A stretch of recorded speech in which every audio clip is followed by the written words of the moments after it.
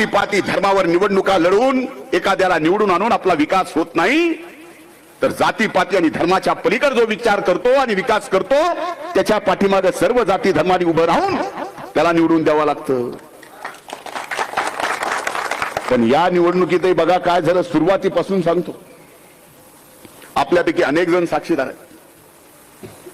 ज्या वेळेस निवडणुका लागल्या, महायुती एकत्र लढणार, त्यावेळेस महायुतीचा उमेदवार म्हणून मंत्रिमंडळात कृषी मंत्रालयाचा मंत्री म्हणून स्वाभाविकच महायुतीचा उमेदवार म्हणून मी इथं होतो. आता आपल्या विरोधात महाविकास आघाडीकडून उभा कोण राहणार, कुठला पक्ष, चिन्ह कुठलं, तर तुतारी. आता बघा,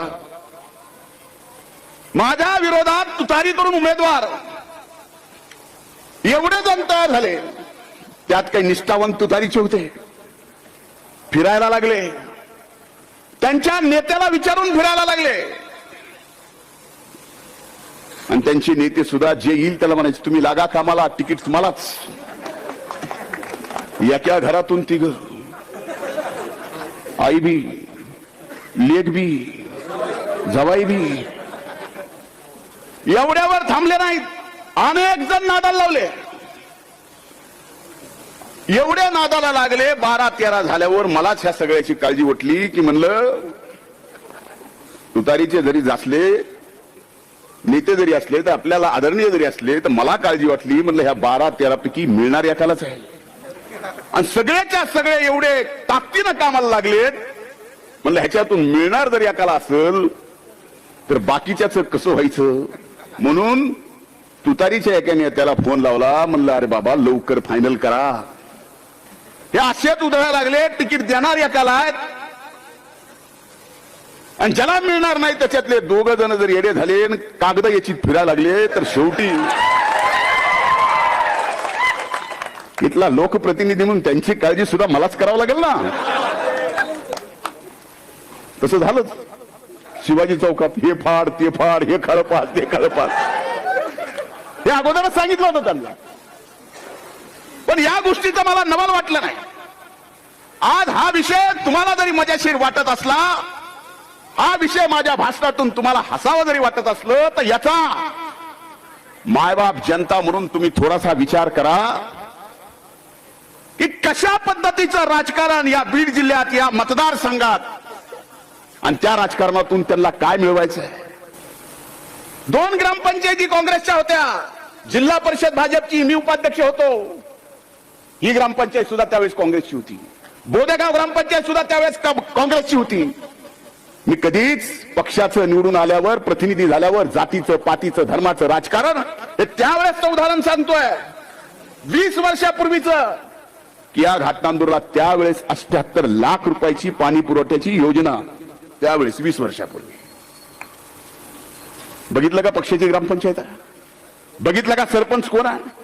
बोदेगावला बघितलं का कोण सरपंच आहे, कोणाची ग्रामपंचायत आहे? हा माझा स्वभाव नाही. मला कधी स्वर्गीय मुंडे साहेबांनी, स्वर्गीय अण्णांनी जात पात धर्माचं राजकारण शिकवलंय, कधीच नाही. आपल्यापैकी अनेक जण किती सहकारी आहे तिथे, की ज्यांच्या स्वर्गीय मुंडे साहेबापासून, अण्णापासून एवढा स्नेह. स्वतःच्या लेकराच्या पलीकडं आप्पा आहेत, प्रमोद भाऊ आहेत, सगळे तिथं अनेक जण. पण आता मात्र या निवडणुकीत सुद्धा कुठून ना कुठून अशा पद्धतीनं चालू आहे की पुन्हा जात पात धर्म.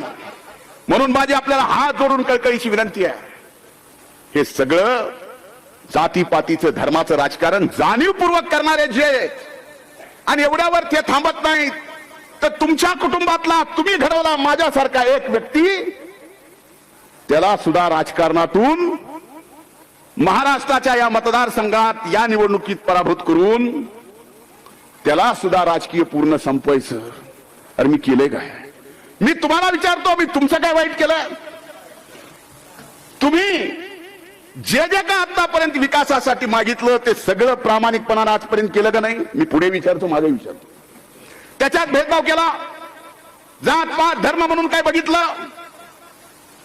जर मी अशा पद्धतीचं तुमची कामं करत असताना कधीच तुमचं काही वाईट केलं नाही, कुठली अपेक्षा नाही, आणि एवढ्यावर थांबलो नाही, आपल्या मतदारसंघातला गरीबातला गरीब माणूस कधीही कुठल्याही अडचणीत येऊ, त्या अडचणीच्या काळात त्या गरीबातल्या गरीब माणसाला देवाच्या अगोदर धनंजय मुंडेचं नाव आणि नंबर या ठिकाणी आठवतं, तेव्हा त्याचं ऑफिस आठवतं. जे आहे नाही ते सगळं तुमचं आहे आणि हे प्रामाणिक करतो म्हणून मला संपवायचंय का? अरे मी नावानं संपेल. धनंजय मुंडे या नावात काही नाही आहे. धनंजय मुंडे या नावात काही नाही. हे महाराष्ट्रात आज जे काही ताकद निर्माण करून आहे ना, माझा असेल, ताईचा असेल, ही फक्त तुमची मायबाप जनतेची ताकद आहे, दुसरं आमचं काही नाही आहे. तुम्ही पाठीमागे ताकद उभा केल्यामुळं आज आपल्या या महाराष्ट्राच्या राजकारणात आपल्या मातीची किंमत एवढी झाली आहे की अनेक मोठ्या मोठ्या नेत्याला या मातीतल्या लोकप्रतिनिधीला या निवडणुकीत सुद्धा हरवावं वाटतं. याचं कारण कुछ तो दम रखते भाई. काहीतरी असेल ना, उगाच चर्चा अशीच होतेच ते मतदारसंघाची. म्हणून आपल्याला सांगतोय की अशा राजकारणात बळी पडू नका. अनेक वेगवेगळ्या पद्धतीचे आरोप माझ्यावर करतात, स्वाभाविक आहे, करत असतील, लोकशाही आहे. निवडणुकीत तो अधिकार दिलाय आणि जो उमेदवार विरोधात आहे त्याला तर तो अधिकार असलाच पाहिजे.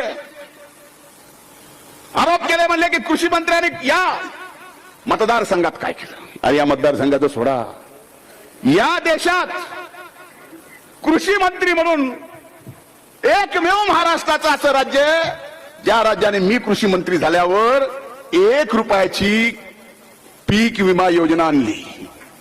1 रुपयाची.